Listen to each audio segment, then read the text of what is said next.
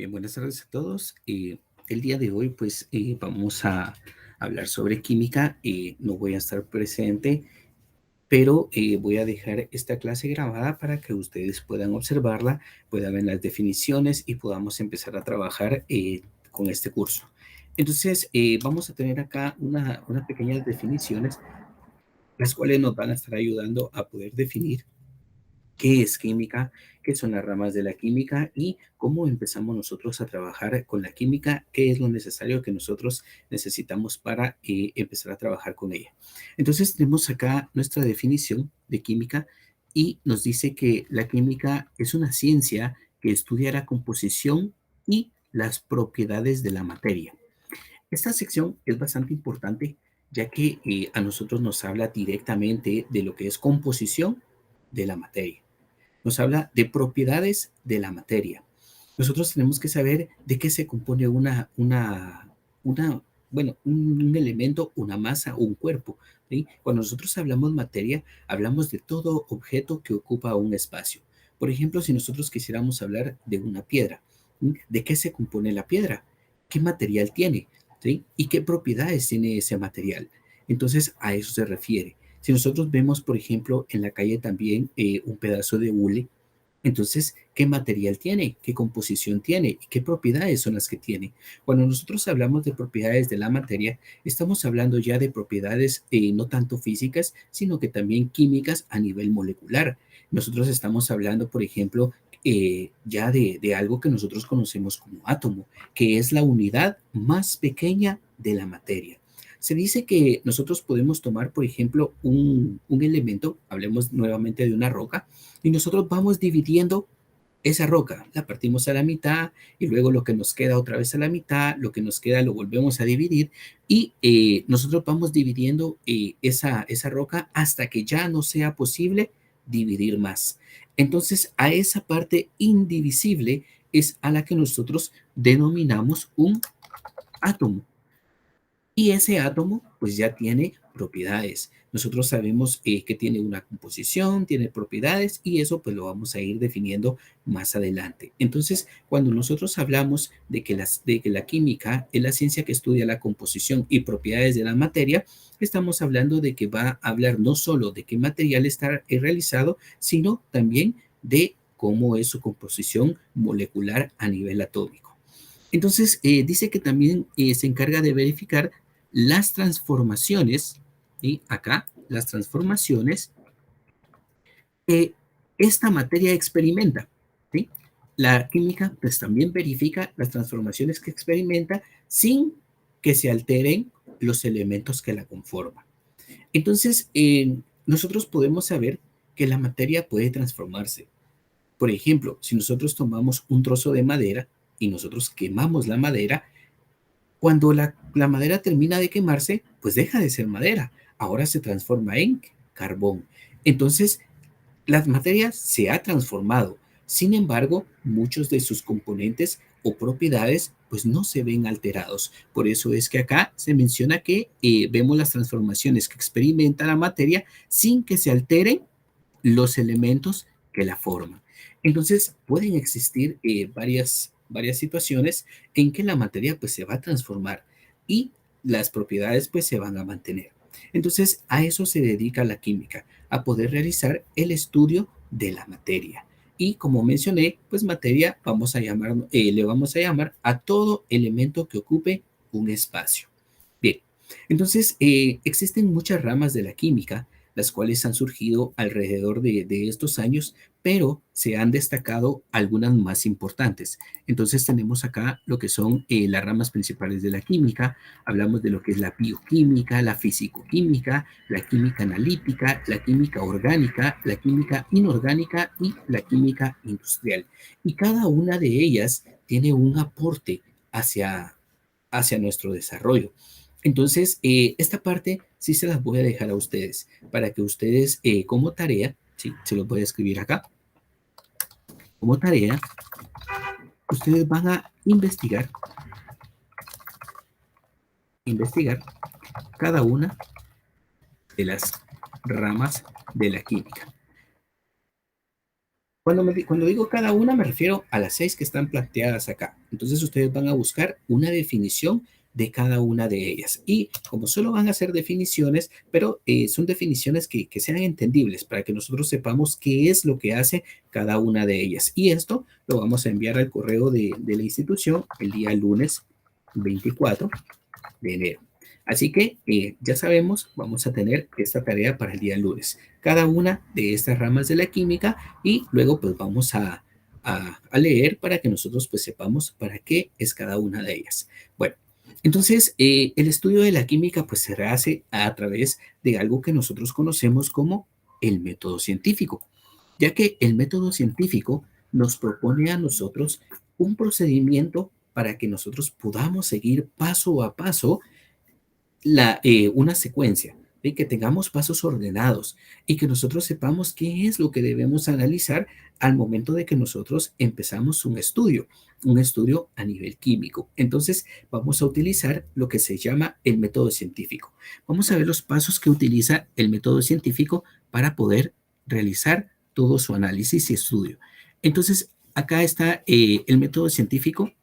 Dice que tiene 5 pasos básicos. Acá, 5 pasos básicos y un paso más de retroalimentación.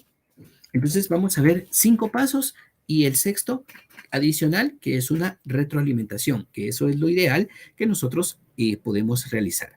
Así que cuando nosotros queremos realizar un estudio, lo primero que necesitamos es hacer una observación. Si nosotros necesitamos estudiar, lo primero que tenemos que hacer es observar para conocer el comportamiento, para ver, visualizar qué es lo que está sucediendo. ¿Sí? Cuando nosotros ya visualizamos, entonces nosotros podemos realizar una pregunta. ¿Por qué sucede eso? ¿Qué está pasando? ¿Por qué pasa? Entonces, podemos realizar nosotros preguntas en un paso número 2. Ahora en este momento, pues estamos generalizando, hablando de cualquier situación. Ahora, una vez que nosotros ya observamos y ya nos preguntamos, ahora el tercer paso sería formular una hipótesis. Dice, se formula una hipótesis o explicación que pueda ponerse a prueba. Entonces, nosotros podríamos estar observando algún acontecimiento y decir, bueno, ¿por qué está sucediendo esto? O ¿cómo es que sucede? Si nosotros ya tenemos claro todo el panorama, podríamos indicar cómo sucede o podríamos asumir cómo sucede. Pero eso es a lo que nosotros llamamos una hipótesis. Entonces, si nosotros estamos planteando una hipótesis, entonces podemos explicar cómo sucede. Pero importante es que acá la hipótesis tiene que poder ponerse a prueba. Si yo realizo una prueba y efectivamente la prueba sucede como yo lo había planteado, entonces ya deja de ser una hipótesis. Ahora esto se basa en una predicción. ¿Sí? Esto se basa en una predicción. ¿Por qué? Porque ya hemos probado y nosotros dijimos que lo que posiblemente sucedía, pues fue correcto.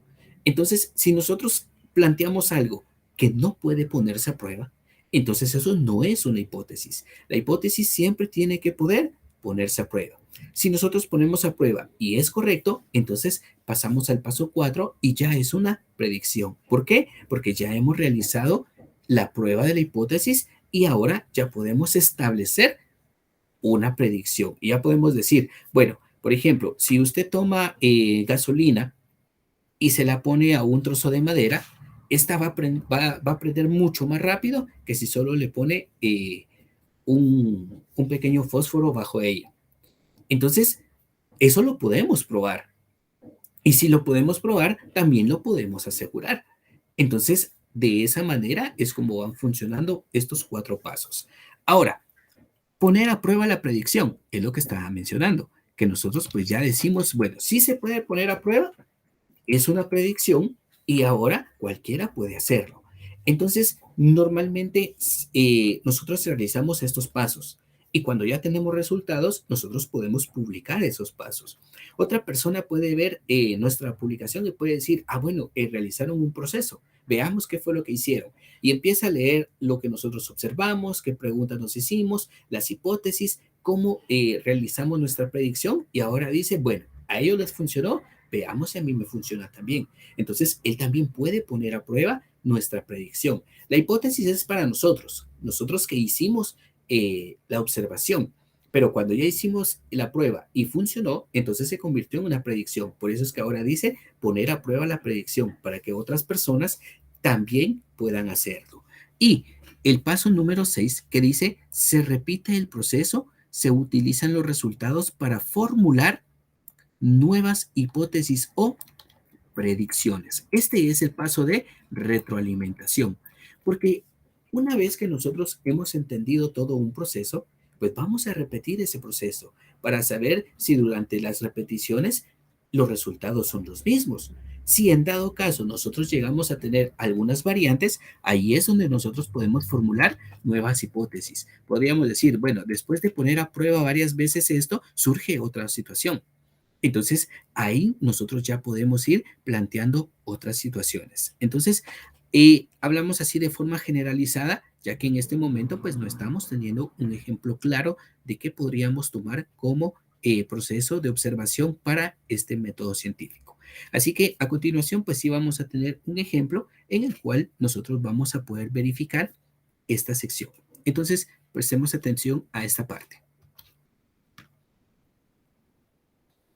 Acá dice, el método científico se usa en todas las ciencias, ya que no es exclusivo para la química, sino que acá menciona también que puede ser en la química, en la física, en la geología, hasta en la psicología. Entonces, el método científico pues está generalizado, ya que en la matemática pues también se usa bastante y nosotros pues podemos generalizarlo a cualquier ciencia, ya que no es exclusivo. Eso es para que nosotros pues tomemos en cuenta que siempre que necesitemos realizar una observación y pruebas de la observación, podemos utilizar el método científico.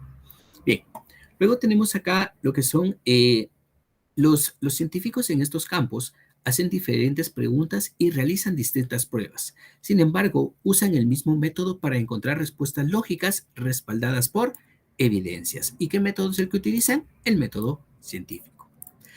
Acá tenemos un ejemplo, dice ejemplo del método científico. Dice, no se tuesta el pan.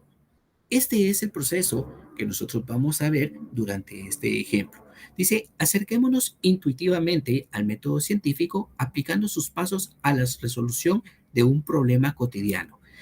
Es un problema cotidiano porque nosotros podríamos estar en casa, venir y querer tostar pan y resulta que no funciona. Entonces ahora pues vamos a ver cómo podemos aplicar el método científico a esta situación. Veamos el paso número 1.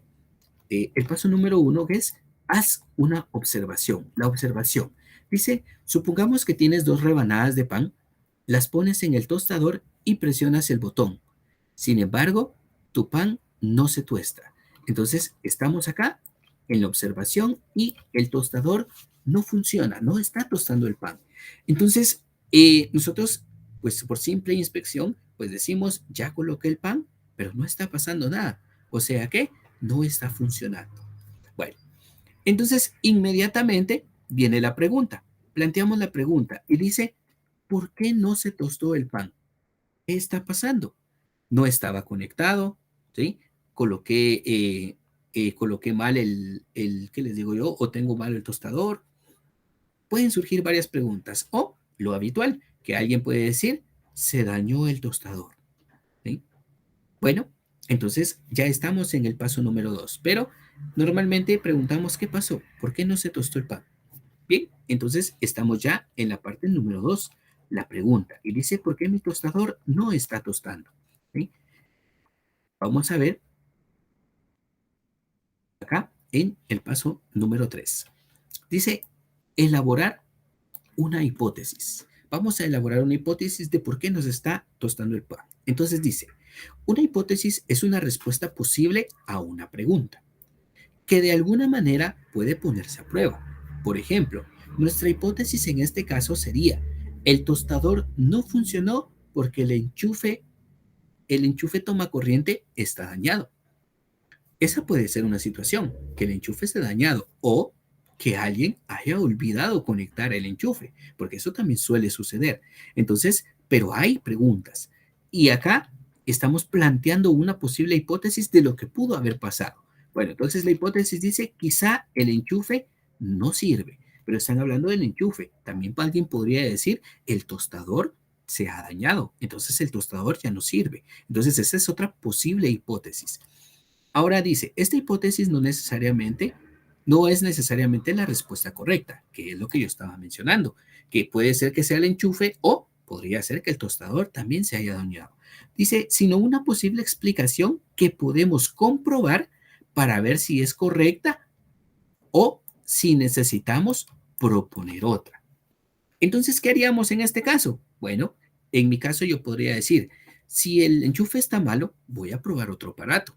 Puedo colocar, por ejemplo, un celular, una lámpara, y si no enciende ninguno, entonces puedo decir, efectivamente, se ha dañado el enchufe.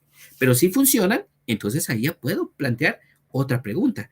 Ya no es el enchufe no funciona, sino ahora es el tostador no funciona. Entonces, así es como nosotros vamos viendo este método científico, que podemos ver que durante el proceso pueden haber cambios. En el caso en el que nosotros planteemos una hipótesis y la hipótesis no sea la correcta. Vamos a ir avanzando para ver nuestra predicción en la número 4. Haz predicciones. Veamos nuestra predicción para este ejemplo. Una predicción es un resultado que esperaríamos obtener si la hipótesis es correcta. En este caso, podríamos predecir que si el enchufe de corriente está descompuesto, entonces conectar el tostador a otro enchufe de corriente debe solucionar el problema. Entonces veamos, ellos plantearon acá como predicción probar el tostador en otro enchufe. Yo les decía a ustedes probar otro aparato en ese mismo enchufe. Entonces, ambas predicciones son posibles y son válidas. ¿Por qué? Porque ambas me van a llevar a mí a realizar una prueba.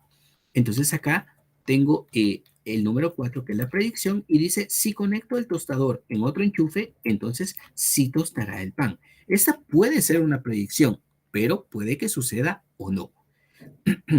Vamos con el número 5 y dice, pon a prueba las predicciones. Ya sé qué es lo que voy a hacer para verificar si funciona o no. Ahora vamos a ponerlas a prueba. Dice, para probar la hipótesis necesitamos observar o realizar un experimento asociado con la predicción. En este caso, por ejemplo, podríamos conectar el tostador en otro enchufe y ver si funciona. Entonces dice acá, número 5, prueba la predicción, conecta el tostador en otro enchufe. Como decimos, pues tenemos que realizarlo según la predicción que hemos hecho. Si esto no funciona, entonces podríamos tener la otra predicción. Como yo decía, utilizar otros aparatos. Entonces, pero con esto pues es válido, ya que si nosotros sabemos que el otro enchufe sí está funcionando correctamente y el tostador no funciona, entonces ahí ya estamos colocando a prueba nuestra predicción. Bien, entonces ahora pues ya estamos en el paso número 5, veamos nuestras conclusiones. Dice, si el tostador sí funciona, entonces la hipótesis es viable y probablemente que fuera la correcta. ¿Qué fue lo que se planteó? Que el enchufe anterior pues estaba malo y que si lo poníamos en otro iba a funcionar. Si eso es correcto, entonces nuestra hipótesis era correcta y al momento de comprobarla pudimos verificar lo que habíamos planteado. Ahora veamos acá, si el tostador no funciona, entonces la hipótesis no es viable y es probable que fuera incorrecta. ¿Qué significa eso? Que si no funciona el tostador, entonces no era el enchufe el que estaba malo, que fue lo que nosotros planteamos. Ahora ya podríamos plantear una nueva hipótesis, es decir, el tostador se ha dañado. Veamos qué es lo que nos dice aquí. Los resultados del experimento pueden apoyar o contradecir, ya sea que se oponga a la hipótesis que habíamos planteado. Dice, los resultados que la respaldan no prueban de manera contundente que es correcta. Entonces, planteamos una hipótesis, pero si no nos funciona, entonces la hipótesis no era la correcta. Dice, pero sí que es muy probable que lo sea, ya que si nosotros planteamos una hipótesis y nos funciona, entonces efectivamente pues era la correcta. Por otro lado, si los resultados contradicen la hipótesis, probablemente esta no sea la correcta. Y ahí es donde nosotros planteamos una nueva hipótesis. Como dije, habíamos planteado que no funcionaba el enchufe, ahora podemos ya plantear que el tostador se ha dañado, una nueva hipótesis. A menos que hubiera un defecto en el experimento, algo que siempre debemos considerar. ¿Cómo podría existir un defecto en este procedimiento? Por ejemplo, se fue la luz, pero en nuestra casa hay mucha claridad y nosotros no tenemos encendido absolutamente nada. Entonces, nosotros probamos el tostador y no funcionó. Yo vine y lo cambié a otro enchufe y tampoco funcionó. Entonces, yo puedo decir, ¿qué está pasando? Si esto, pues, no tendría que estar sucediendo. Y voy y enciendo la luz y veo que no funciona. Entonces ahí ya puedo observar que no era ninguno de los enchufes, sino que efectivamente no teníamos luz. Entonces a eso es a lo que podría referirse en este caso un defecto en el experimento, algo que siempre debemos considerar. Entonces, ¿qué hacemos en ese caso? Seguir probando para ver qué es lo que nosotros vamos a obtener como resultados. Ahora dice, un resultado contradictorio significa que podemos descartar la hipótesis y proponer una nueva, que es lo que nosotros estamos mencionando. Así que, pues esta es nuestra primera clase hablando de lo que es el método científico, que es uno de los procedimientos más utilizados en todas las ciencias para poder realizar comprobaciones de nuevas teorías. Así que espero que esta explicación pues les ayude a ustedes y cualquier duda pues nosotros las vamos a estar solventando en otra clase. Así que me despido de ustedes, que pasen muy buena tarde y nos vemos en una próxima clase.